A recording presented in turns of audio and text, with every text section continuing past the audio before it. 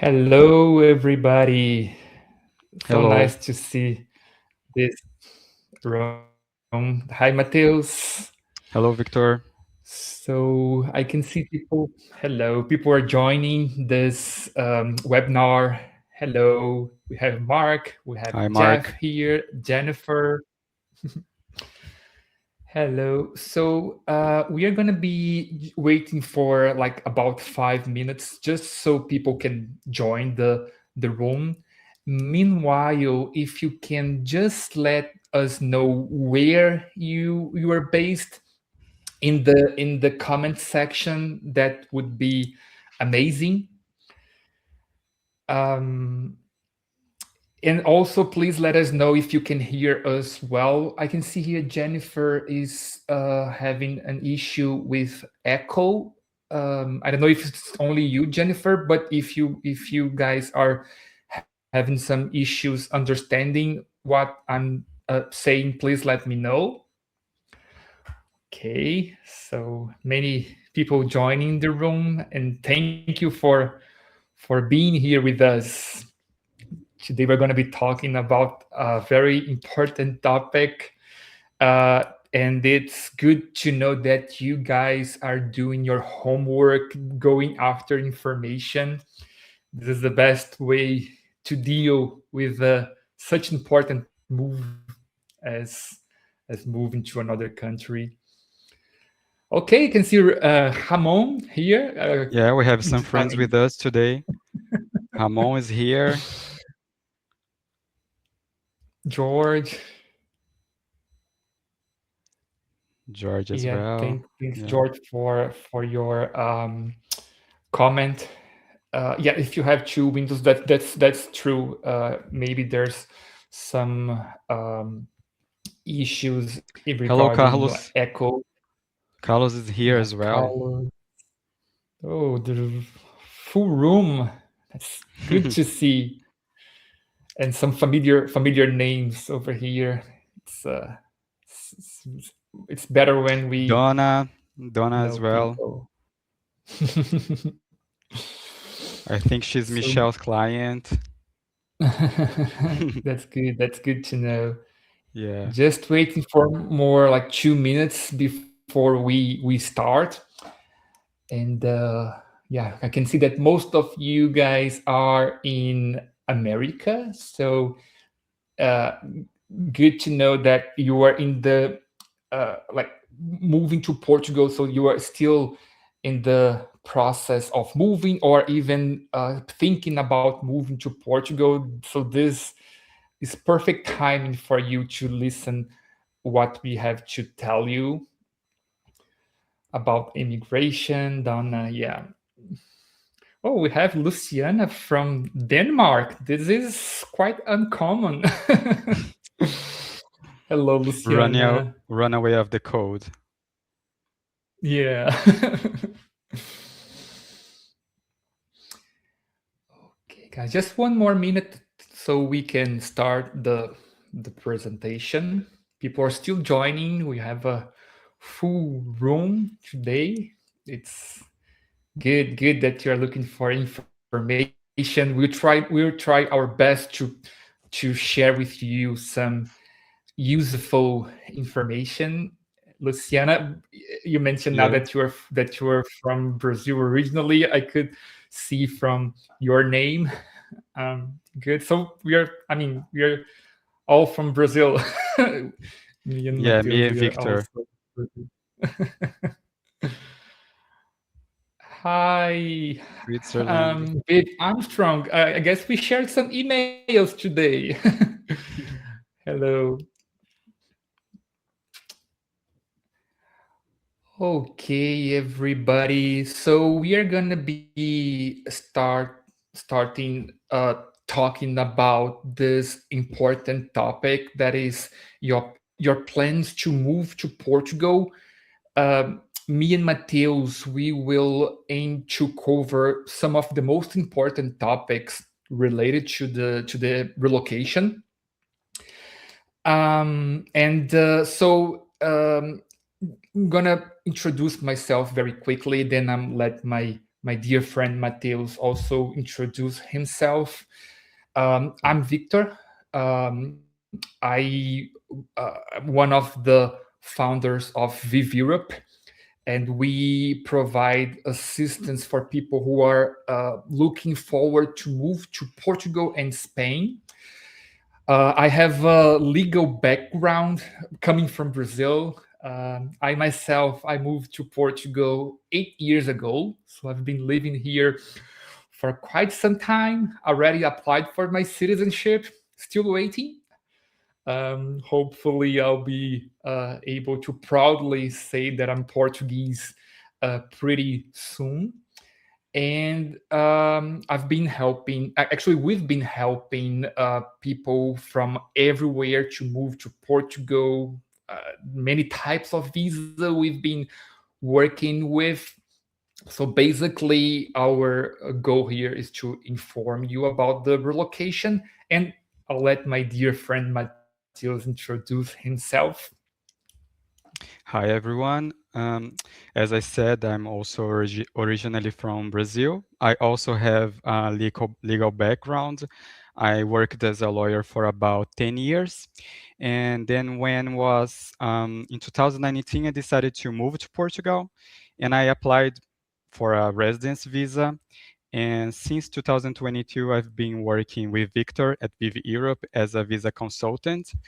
And thank you for joining us. I hope you enjoy today's webinar and let us know if you have any questions. You can interrupt us anytime you need.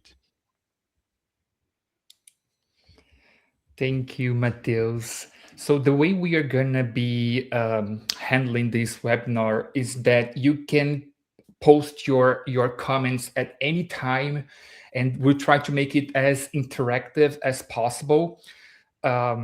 So just very briefly, we are going to be covering the timeline related to the relocation, visas, documents, budgeting, also where to live in Portugal. We'll also cover housing in Portugal and the whole settling in this country.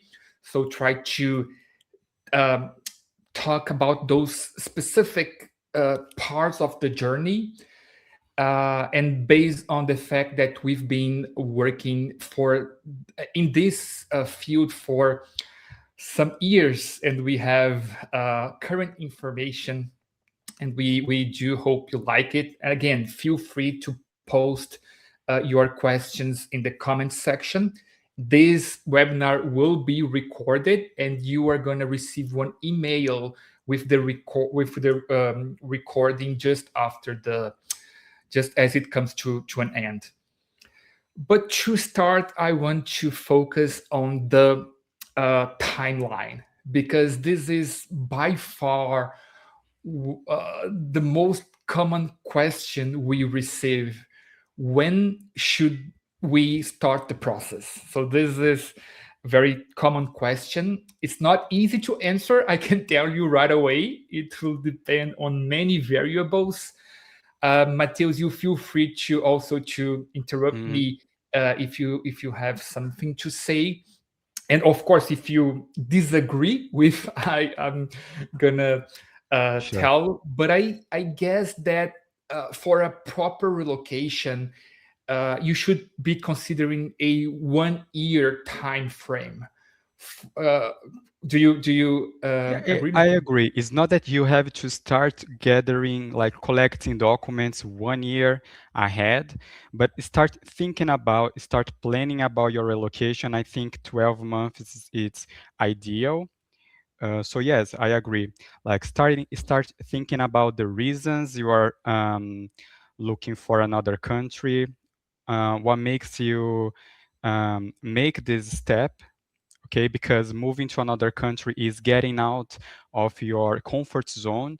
So it's good to start understanding about the country you decided to move, the country that you wish to live. So yes, I think it's a reasonable time, like 12 months ahead, just starting thinking about it. And then you once you have a clear plan for your relocation, you can start looking for documents the most technical part of the process. Well, thank you. And I totally agree that the planning stage is really, really important. One thing that can happen is that you start the process aiming to move to Portugal and then changing routes while you are in the process because you did not plan enough. Maybe you didn't go through the tax structure here in Portugal or some specifics that it's relevant for you to take into consideration when choosing a country.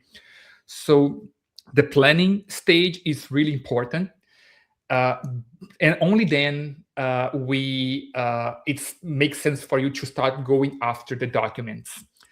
And documents is certainly one important topic we're going to be covering a bit deeper later on. But there are some documents that can take time for you um, to obtain.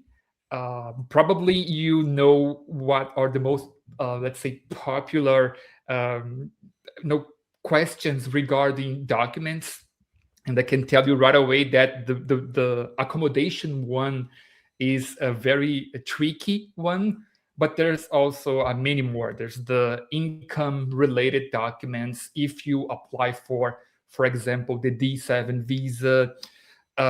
There's the criminal record is also a relevant one. Um, and Yeah, Victor, then you said about taxes. I think it's important to start thinking about it before you actually start gathering documents, because maybe you end up seeing that Portugal is not the right place for you. But I think choosing the area, it's also a smart move before you start collecting documents, because Portugal is a small country, but we have different areas, completely different areas. Like, although it's a small country, if you go from south to north, it's completely different. So it's, if you have the opportunity to travel before to Portugal, just to explore the area to see what's the best fit for you, I think it's a good idea as well. totally agree, Mateus. I myself, I was lucky enough to move to a place that I enjoyed, Braga, and but it was by accident. I didn't. I mean, uh, if I did more like a research, probably I wouldn't have chosen Braga at that point. But that made sense. Um, Also regarding the documents and the relocation process, I'm going to go over your question, Kelly, just in a minute, but just to cover one very important topic, that is the appointment. We need You need to be aware that during the process of gathering documents, you will at some point have to apply for you have to schedule your appointment to apply for the visa, and this can be a bit tricky. Maybe, Mateus, you can share your knowledge in this part of the process, because sometimes it can go out of our control, the getting an appointment date. Do you have any tips for dealing with this appointment issue? I agree. I think that's the most difficult part of the process, the most challenging part of the process to find an appointment, depending on the area you live. I can say that, like, if you are in the US, if you are based on DC or under DC jurisdiction, this is one of the most problematic places to find appointments. So the tip that I have is relying on technology. Now we have bots to help with auto bookings. So instead of checking the website all day long, every day, I think relying on these technologies is better to make sure that you're going to have your appointment booked. But depending on the area, it's not necessary, because there are some places that you can simply submit your application online. Like, if you are from New Bedford, if you are from Boston, you can apply through e-visa portal.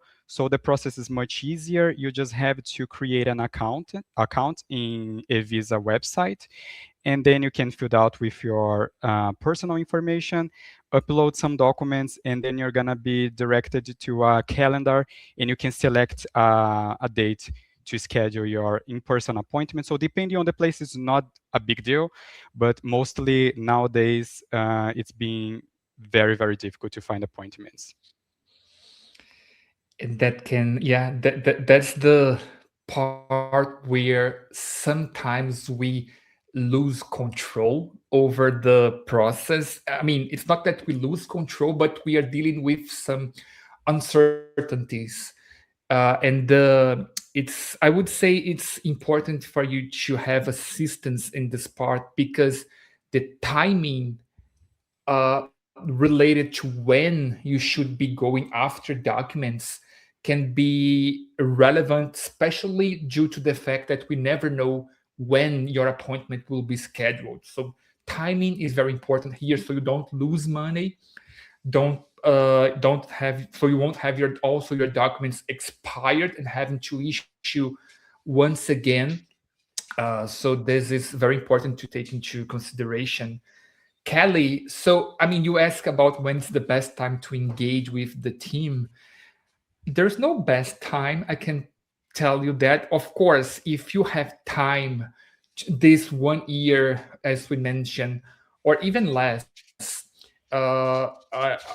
it's. I mean, what we only try to educate the people is that don't start the process in a rush. So let's say you want to move to Portugal within like 3 months. I mean, it's most of the time that's not possible because of the variables, right? The documents, there's the timeline, the appointment dates. So 3 months, 3 months, I would say it's not reasonable, No, but three maybe months 6.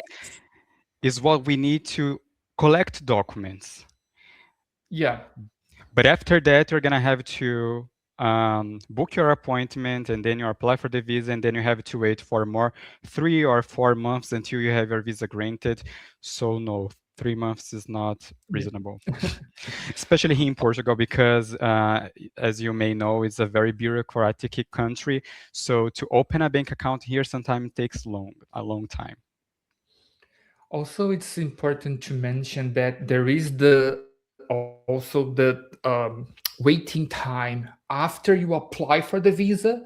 So as you apply for one visa, you should be waiting for it to be granted, and that can take time as well.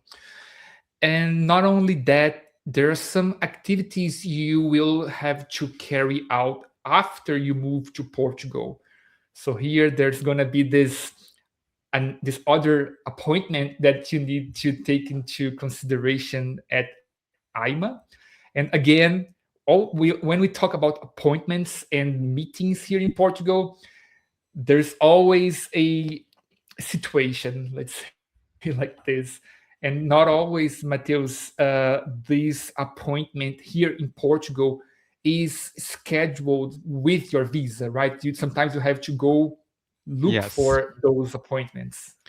Yeah, sometimes when your visa is granted, the consulate don't make the appointment for you, and you have to contact IMA in order to book this in-person appointment here in Portugal.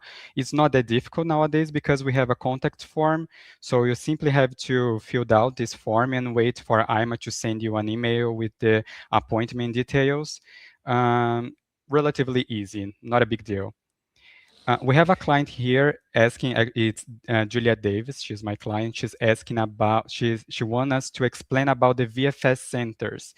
The VFS centers are, VFS is a company that process the visa application and submit to the consulate. They receive all the documents, collect the fees, take pictures, and then they submit all the documents to the consulate. So it's a kind of outsourcing company. Yeah, They and are not the authority that approves or deny the visa, but they are the one that will collect the documents and send to the consulate. Also, I can see that there are a lot of questions related to the application place, depending on where you are based. That can vary a lot, yes, depending on where you live. My suggestion here is that you can send us one email, and I did pin our email in the comment section, just to go into more specifics about your case, and we'll have more time to go over each question when it's related to this sort of very specific question. Mateus knows everything about the place where to apply. I mean, you have a very good memory. I don't No, it's remember not a good memory. Actually, I have what. a website open here to help me, and I send you guys a link where you can open it and find the location that you have to apply if you are based in the US. Exactly, exactly. It's a big country, America. So there's a lot of places where you can apply for your visa. And moving on, so this is the time frame related to the application. So there is the planning part, there's the documents gathering part, and the appointments. And just one relevant information is that when your visa is granted, you will have you need to move to Portugal. You have a time frame to move to Portugal, right, Mateus? Yes, the visa is only valid for 120 days, so you have to move in this window. Your visa is going to give you the right to enter Portugal twice. So within this window, 120 days, you can enter Portugal twice. Okay. Once you are here, you can contact time of to book your appointment. If you are lucky to have your appointment within these 120 days, good. If not, uh, you have to wait in Portugal until you have your residence permit granted before traveling outside or leaving Portugal. If you have urgent situations where because I know people are gonna ask this because they are waiting a long time until they receive the residence permit. So if you really need to travel to your home country or outside Portugal while you are waiting for your residence permit, uh, although it's not advisable, you can always send a notification to IMAN, explain the situation, and choose to direct the flights to Portugal to avoid complication when passing in the passport control. Thank you, Mateus. Really appreciate it. So moving on, now that we spoke about the time frame, let's move to the visas themselves.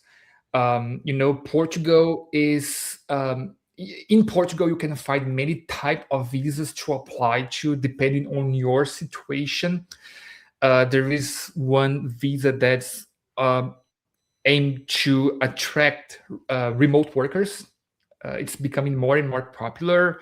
There is the passive income visa where most of our clients fit in. Also the business visa, there is the student visa, there's also family reunification. I guess the main goal here is just to provide you a very high level information in regards to the documents that are related to those visas. I mean, just start talking about the digital nomad visa, and then maybe Mateus, you can move on talk about the D7, because those Victor, are the most. if you agree, I think we should talk about the generic documents that are required for every residence visas, and then we can go into the specific documents to this digital nomad visa or D7 visa, because since Makes sense. they are all residence visas, most documents are the same. So regardless the Mo- visa you choose, you're gonna have to provide these documents. That makes total sense. Please, so I'm going to be focusing on the documents that that are related to all type of visas. from what I can remember, Matheus, you correct me if I'm wrong. There is the passport. This is, Yeah, I guess, important one.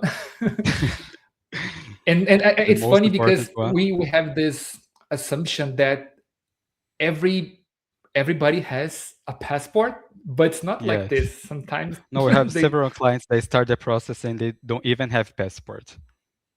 yeah. So I mean, it's just more time to take into consideration to Hmm. apply for the visa. Uh, but for sure, Portugal wants to make sure that people that are coming to the country, they have a stable like financial situation. They can live here without any financial struggles. So having a bank account set up here in Portugal, and this bank account being funded is usually one requirement that applies to almost all type of visas. Am I correct, Matheus? Yeah, especially if you're applying with your family. Because in the past, if you were applying for a digital nomad visa, it wasn't necessary to open a bank account in Portugal. It wasn't mandatory. It was advisable, but it wasn't mandatory. But if you're applying with your family, it's good to have a bank account here because you're going to have to transfer funds in order to prove that you have means to support yourself and your family in Portugal. That's a good one. That's a really good one. But I'm gonna be tackling on one of the most um, complicated requirement, that is the accommodation.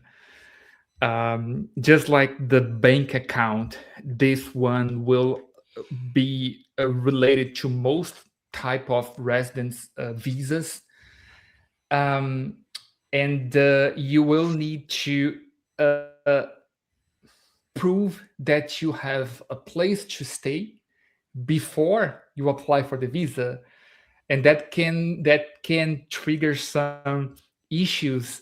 And the most, I mean, most important one probably is the fact that you will have to pay in case you choose to rent a property. You will likely have to pay rents before you are in Portugal, before your visa is granted. Is that it, Mateus? Yes, this is very polemic because you have to pay rents without believing in the place, without knowing if your visa is going to be granted or not. So I know it's not ideal, but it's part of the process. You're gonna have to sign a lease agreement before you apply for your visa. And be And aware because there's a lot of frauds in these listings, like idealist. If you go online, you're gonna see there's a lot of options that are like seems to be the perfect place to live, affordable, but you have to be very careful because there's a lot of frauds. yeah. And I guess here timing has, a special. It's very important to pay special attention in timing because uh, the when you rent a property here, you are gonna be paying rents, and if your appointment is further down the line, it takes a lot. It's like, let's say, months for your appointment. You're gonna be paying more and more Yeah. rents. So yeah, Just to be aware. clarify, must be a long-term lease agreement, at least 12 months. Yeah. Guess I'm gonna go over the questions now. We have plenty. Yeah. I'm gonna be starting with Christina. So, is there a minimum amount to fund your Portuguese bank account? Yes, and that can vary, right, Matheus? If depending on the number of family members that are Yeah. in the same process, that can change a little bit. Yeah, you have to have in mind that if you're applying a loan, you're gonna have to transfer 12 times the Portuguese minimum wage that in 2026 is 920 euros.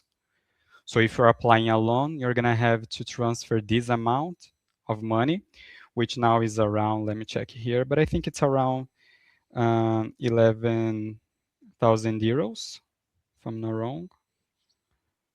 Let me check here. Yeah, 11,000 euros. And if you're applying with your spouse, then you're gonna have to add 50% on it. And if you're applying with your children, you're gonna have to add more 30% on it. So that's Because the sum. it's also important to emphasize that this money won't be frozen or blocked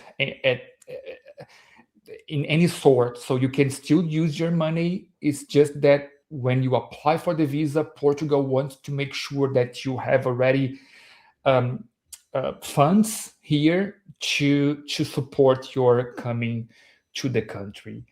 Um, so now moving on to GN question. Does this need to be done in person in Portugal? I mean, there's a step where you will need to come to Portugal and have this appointment here in Portugal. But the whole process of gathering documents, settling up your bank account, looking for properties, this can be done remotely. And most of our clients, they prefer, I mean, they usually, you correct me if I'm wrong, Mateus, but usually they come to Portugal to get to know the country. Hmm. Some of them, some are really, they have this bold move to just choose Portugal and just Yeah, go very ahead. brave. They're brave. I agree with you. Yeah. But the gathering information can be done remotely. Um, yes, only after your visa is granted you will be required to have this in-person meeting appointment here in Portugal. Yeah, everything can be done remotely since the very beginning, like having your tax number here in Portugal. Until you sign your lease agreement, it's not required to be in Portugal to sign a lease agreement. You can sign remotely. The consulate, the authorities, they accept digital signed documents. So yeah, no need to travel to Portugal while you are collecting documents. Okay, moving to the next one before we continue addressing our topics. We have Mark. So Mark asked about the banks that Portuguese banks that he should be applying to. I can tell you, Mark, that uh, I working with banks is one of the most complicated and demanding things here in Portugal. They tend to be very bureaucratic and they rely a lot on documents to open bank accounts. And that can take time because usually your process will go to a compliance team that will analyze your documents, maybe ask for additional information, and we've been trying to find the best partner to work with here in Portugal. So, Mateus, maybe you can share your view on banks in Portugal and the ones that we like to work. Hmm. Um, if you're, Yeah, yeah. I think Novo Banco is a great option for those who wants to conduct the process remotely 100% because they accept documents, digital documents. They don't require sending documents through mail. You don't need to notarize or apostille documents in the Portuguese consulate. So it tends to be easier if you are willing to open your bank account 100% remotely. Um, but yeah, there are some problems in the process, especially when it comes to compliance team to approve the bank account, because to open bank account to no residents, it's quite challenging because they will analyze all the documents and sometimes will ask a lot of questions. Sometimes they repeat the same questions over and over. So you're gonna have to be very, very patient. But it's practical because you don't have to be here in Portugal. If you are willing to come to Portugal just to open your bank account, or if you are planning a scouting trip, or if you are planning just a trip to be in Portugal and you want to take advantage of this trip to open your bank account, I would say that Millennium, it's better. It's much better because it's going to be very fast. You just have to book an appointment in one branch. We have contacts with them, so we can facilitate this whenever you are. Wherever you are in Portugal, we can find a branch where you can go and sign the documents, and you're gonna have your bank account opened in one day. So if you have this possibility to come to Portugal, I would choose Millennium. If not, Novo Banco. It's a great option. And again, like it varies. Like depend. We have clients that they have their bank account validated in weeks, like 2 weeks. And we have other clients that have to wait 2 months until they validated their account. It all depends on your profile. Thank you, Mateus. I can, I don't know if Sure, I'm correct in saying that usually for Americans, banks are more like easygoing when analyzing much easier. document. Yeah, right. For Americans, yeah, much easier. Especially if you are retired or if you have stable financial situation, it's better. Just so pointing out other documents that are relevant and also applies to almost all type of visas. We have the health insurance, so you need to provide information that you are covered when moving to Portugal. Just to clarify, Victor, because a lot of people confuses the health insurance with the international travel insurance. For your Mhm. visa application, what you need is an international travel insurance. Once your visa is granted and you move to Portugal, you can start selecting a local health insurance. But for the visa application itself, only an international travel insurance is enough. That's a very good point, Matheus. You were totally correct on that. And I mean, there's some more documents, translations, notarizations, apostille documents. So it's all related to the visa process, and we for sure we can help you with those more of a legal activities as we work with some local lawyers here in partnerships.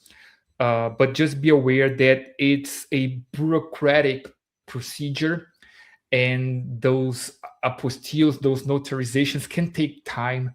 So it's always important to start the process in a situation where you don't need to hurry to be in Portugal, because that can just create some anxiety, and that's not what we want for you. When peace Yeah. of mind, our main goal is just to facilitate the whole process and not to create any more anxiety, because I know that's a big step, and people want to expedite this visa as soon as possible, but there's a process to follow. Just one piece Uh, of advice to avoid anxiety. There are some documents that you can start right in the beginning collecting and getting notarized or apostille. Like if you're applying with family members, you're gonna need proof of family relationship, like birth certificate or marriage certificate. Those documents you can start gathering from the very beginning and get them apostilled. um, the passport, as Victor said, of course, you're gonna need your passport to apply for the visa, but what they are gonna ask for besides the actual passport on the day of your application is a notarized colored copy of this passport. This is something that you can start in doing in the beginning of the process. Two passport type photos as well. There are documents that it's okay to start in the very beginning, no problem. What else, Victor? Do you remember anyone else? Because they I know can. that when you apply for your visa, you're gonna have to show criminal record certificate, and this document can take a while until you get this because it needs to be apostilled, but it's only good for 90 days. So it's not good to collect this document in the beginning of the process because will expire on the day of your application. Perfect, Mateus. Yeah, I guess we did cover the most important documents that apply for all type of visas. And I would like just to, as I move to the next topic, I would just link GN's question because it's related. So she's asking if Viv Europe can also assist with finding housing. That's her biggest concern as she has two large dogs. As we've mentioned before, the whole process can be conducted remotely, and we can help with the finding your property here in Portugal. We work alongside brokers, and we have our own team here. Also, we have the license to work as a real estate broker, so we can help. And the next topic is related to where you are aiming to live here in Portugal. Because there are many places, as Matheus mentioned, despite being a small country, you can find many different scenarios, landscapes, you know, different cities and the city size as well. The most popular ones by far are Lisbon and Porto, and Algarve coming to the third place. So I can see that those are very popular. But more and more, I can feel that people are trying to avoid moving to those big cities in uh, in in a way to try to just run away from much of the noisy that we can find in such big cities. They are looking for some peace and quiet, and other smaller cities are coming to the spotlight. I don't know if you have the same impression, Mateus. Yes, I agree 100%. I think if you're looking for another place to live, I think it makes sense avoiding these huge centers, these most popular areas, because it's too crowded. There's a lot of tourists. You won't feel that you are living the culture, the country that you wish to live. So yes, I agree. I think it's better to select a more calm area. I just like to address one question, Victor, about apostille because I think people are confusing about this. Guys, this is an international notarization, okay? And Carlos and Ramon, they already provided me with a merit certificate that is apostille, is the seal in the first page of the document. So you guys already have it. And when you are applying for the FBI certificate, you're also gonna need to apostille this document, but the process is a little bit different because the merit certificate, birth certificate are state issue documents, so the process is a bit different. And the FBI, it's a federal document. So we always recommend a company that have been helping our clients to expedite the process to not only get this FBI certificate, but also to get it apostilled, which is the Monumental Visa. So I highly recommend this company, especially right now with the whole problems in the US administration. They've been very helpful expediting this process.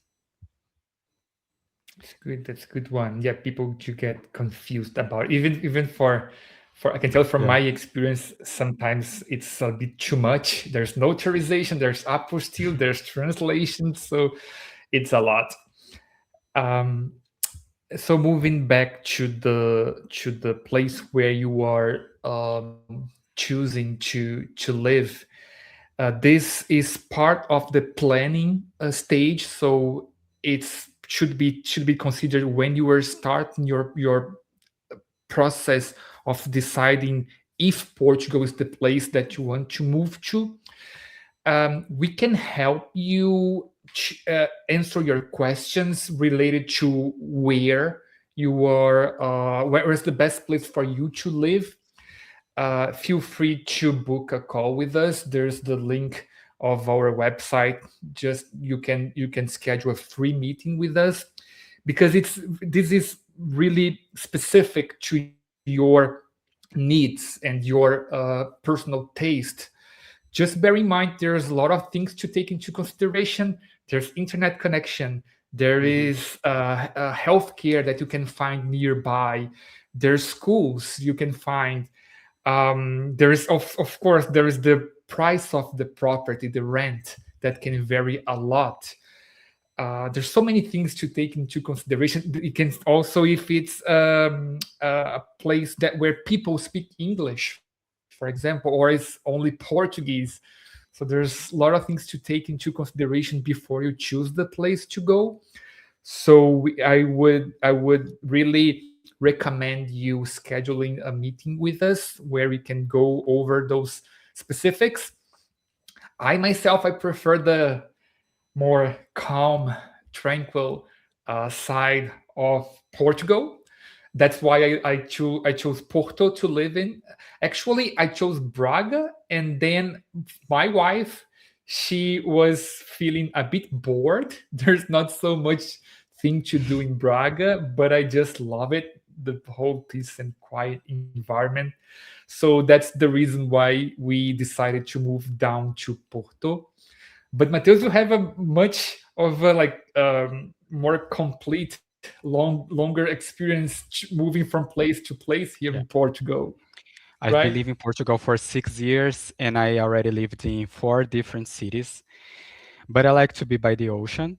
And it's important to know, like, if you are looking for places with good weather, I think you should be near the ocean, because if you go into the interior of the country, you're gonna face the extremes, like when it's summer is extremely hot, when it's winter is extremely cold. So if you are near the ocean, the weather is much better. I'm from Brazil. I'm from a place in Brazil where it's not extremely cold or hot. So for me, being in a place where the weather is pleasant was important. That's it, Mateus. Nice touch. So yeah, there is also one important question related to renting or buying a property here in Portugal. We usually recommend start by renting, so you have time to travel around to get to know the country a little better, and only then you can move to acquisition. uh, this is, for me, it's the best approach, so you won't be taking much risk when buying a property that you see that it's a nice property, but it's located in an area that maybe you don't like that much. So just keep it into consideration. I But have yeah, so several the clients that they prefer to buy, right, Victor? Because I believe you already know that the rents in Portugal, it's crazy, skyrockets. Like it's very, very expensive to rent a place in Portugal right now. I don't know. Since you, I think most people here in this webinar, they are from the US. I think they are already used to high rents, but it's an issue here in Portugal right now. So there's a lot of people that are opting to buy a place instead of renting. Even if you apply for a mortgage, the fee that you're gonna have to pay monthly to the bank is going to be lower than the rent if you select a place to if you decided to rent a place. So there are a lot of people that instead of renting choose to buy. But I agree with you. I think it's too risky. um, if you could spend the first year in Portugal exploring the country before buying, it's better. I think it's safer. yeah, I tend to agree, Mateus. I'm gonna go over the questions once Mhm. again, but just to conclude the renting and the acquiring a proper topic, one important and very important thing to bear in mind is that you have to pay special attention to the contract that you are going to be signing, because it's important for someone to review the clauses just to make sure that you are not going into some trouble. It's not that uncommon for landlords or for property owners to draft a very, um, I mean, Generic. unfair type Yeah. of contract, and having lawyers to go over to see if it's a fair one. It's always important. Yeah, if it's fair and if it complies with the consulate requirements. So yeah, it's good to have someone to review. I think what we can mention, like just for you guys to have an idea, is that it's going to be it must be a long-term lease agreement, as I said, at least 12 months. For housing purposes, it must be written in the contract that is for housing purposes. It needs to be registered in the tax authority. This is very important, especially for your IMA appointment here in Portugal. So yeah, there are some requirements that it's good to have someone to review before you sign the lease agreement. Yeah, exactly, Mateus. Just so before moving on to the final topic, let go over the questions. So we have Viv Armstrong that's asking about moving from within Europe. So do the same conditions apply? If depending on your situation, if you are not an European citizen, you will have to apply for a visa, even if you're not living in America. So let's say you are living in Spain as an American and want to move to Portugal. Nowadays, you would have to apply for a visa. But if you are an European citizen, the process to move to another European country, most of the times, the countries from the Schengen zone, uh, it's tends to be much more straightforward, as you don't have to apply for a visa. There's a special procedure where you can move to the country and apply for your residence permit in the country that you are aiming to live. So that's one point. So and Juliet asks, if you already have a bank account there, can you change it to a joint account with your spouse or live partner if they have their NIF? I guess you can cover this one, Mateus. Does the bank account has to be as just a single one, or it can be like a joint bank account for the visa purpose? Regardless, like it can be a single bank account as long as is in the name of the main applicant, or it can be a joint bank account. I think it's even better. Um, the chance of having your visa granted is not going to be more if you have a joint bank account or not. But I think it's more convenient, especially when you're going to apply for your residence permit at IMA, because sometimes the appointments are in different dates. So it's good to have bank statements in both names. But yes, it's completely possible to add your spouse. Uh, on your bank account and having a joint bank account. You just have to check with your account manager to see what are the documents that are required to add him as your account holder, secondary account holder. Thank you, Mateus. So, going to the last topic that is related to your living in Portugal. So, you went through all of the visa process, your visa was granted, now you are in Portugal. There are some things to take into consideration, and there's the adapting to Portugal stage that is really important to take into consideration as well. Having this mindset that you are moving to a new country and you will need to adapt. So and we most of our clients, they have this mindset, and it's funny to see that they are trying to deal with the Portuguese way of doing things. And one very popular example is the way you services are carried out here. If you go to a restaurant, for example, you don't expect the waiter to go talk to you right away and ask for your what you're looking for to eat. It's, I guess, here there is much more of uh, there's not that feeling that the customer is always right, and so that makes things a little bit different here, but you certainly get used to. uh, uh, so it's just something to take into consideration. There's some adapting here, also waiting for documents, waiting for information, things that may seem very simple uh, tend to be a little bit more complicated. Banks, just the very all another very popular example. Did you face this, let's say, uh, need to adapt, Mateus? Do you remember something that came to be a problem, or something you had to adapt?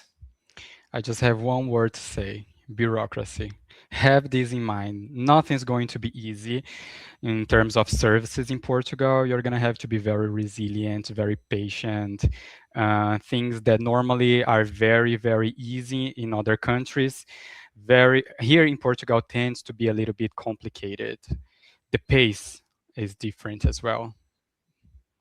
Yeah, But I I agree agree. with I you. agree. Like the customer service is a bit different here. It's not that it's better or worse, I guess, right? Yeah, It's it's just different. different. Yeah, the way you're gonna be treated is different. Yeah. There's no tipping here, I can tell you. No, this It's is very. good. Victor, I think we should answer this question, Mary Go Green, ahead. because it's very important. There's a lot of people that ask this kind of questions when they have children, adult children, and they want to apply for a visa. So first, notice that family reunification is different from when you are a family member accompanying someone that is applying for a visa. So, Mary, if you are applying for a residence visa and you have an adult children, he can apply with you. Okay, it's going to be a joint application. All the family members, they're all gonna apply together, and their visa is going to be granted together. Is different from family reunification.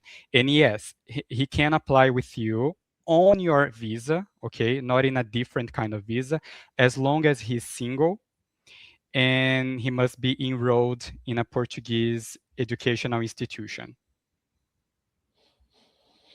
It's it. It's yeah. A bit more paperwork, right, Mateus? Yeah, When yeah. Um, just so I can, we're coming to the uh 1 hour um milestone. So I just want to address another very important topic, especially for those who are applying for the D7 visa, and we can share our experience uh, here in Portugal that's related to healthcare. I know that especially Americans, they come from a place where healthcare it's very uh, different from what you're going to see here, where most of the healthcare is based on the public sector. So there is also private healthcare for sure. There is health insurance if you want to have a better situation, but most of the people, they attend to the public healthcare because it's at least from my perspective, it's really good. There's variations because depending on where you live, you will be appointed a family doctor, and the specific medical office. So just and this is also important to take into consideration when to choose a place to live, because you'll be appointed to a specific um, health office. But overall, you will have a family doctor who will be assigned to and have schedules. You're going to be going for consultations from time to time. And also this family doctor who will be usually kind of becomes your kind of friend in a way, because you're going to be going to the same person to see how your healthy situation is doing. It works pretty well. I can at least from my perspective, living in Braga and now in Porto. People ask if it's mandatory for you to have a private insurance. I'm gonna let Mateus also share his point of view. But overall, I do think the public healthcare here specifically is really, really good. Yeah, What's your you take need on to that? have either a private health insurance or you're gonna have to enroll in the public health system in Portugal. When you are in Portugal, even before you have your residence permit, you can ask for your health number, your patient number. We called número de utente. Okay, you're gonna ask for this number. It's going to be a temporary number. Okay, and then when you have your residence permit, you're gonna have the permanent number. But even before you have a doctor assigned to you, as long as you have this patient number or health number, you're gonna have access to the public healthcare. And if you have any urgencies, you can go to a hospital, a public hospital, and they are gonna help you. Is there like let's just jump into the questions as we have not so much time.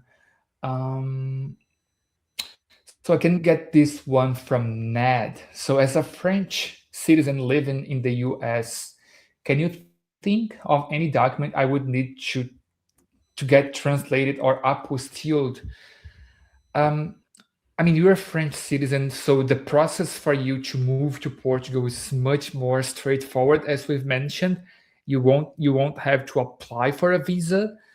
But uh, in terms of documents to be apostilled in your situation, maybe Matheus also can help. Can let me if I'm considering all of them. But there is the marriage certificate in case you are married, um, and also your children birth certificate to show that you have the family relationship. um Criminal records, it's always, I No, mean, it's not I necessary. It's good to have unnecessary. because the procedure can vary depending because you're gonna apply in the city hall. So imagine in Portugal we have hundreds of city halls, and each one has its requirements, but normally they don't ask for criminal record certificate. And if you're applying alone, you don't need um, birth certificate or marriage certificate. As Victor said, it's a much more simpler procedure. You basically will need your European passport or citizenship card, um, proof of funds. If you have bank account in Portugal, it's even better. Your Portuguese tax number, it's important as well, and proof of accommodation. It's very, very straightforward. And you're gonna have your document ready on spot. That's very good. I mean, it's easier when you are European. Guys, I just want to thank you all for being here. Don't want to. There's so many questions to answer, and what I would suggest here is that you send us the questions to our email, because we can either uh, answer them to you, or if you prefer, we can have this meeting, this free meeting with you. It's a remote video conference meeting where we can talk about your plans to Portugal, anything specific that you want information about. So you can go there. And also thank Mateus for being here. Thank you. Uh, and yeah, also all of our clients who are here, a big thank you for spending some time with us. We try to make your life a little bit easier in this very, let's say, hectic part of your life. Moving to another country, it's a big deal. So thank you for being here. Thank you, Mateus. Thank You'll you. receive this recording. I think we should set another webinar maybe later, other day, just to go over the questions, answering questions, because I know like there's a lot of content and sometimes we cannot answer everyone. So I think we can have another one just to answer questions. Thank you, everybody. You guys Thank have a you. great day. See you soon. See you Bye. guys. Take care. Bye.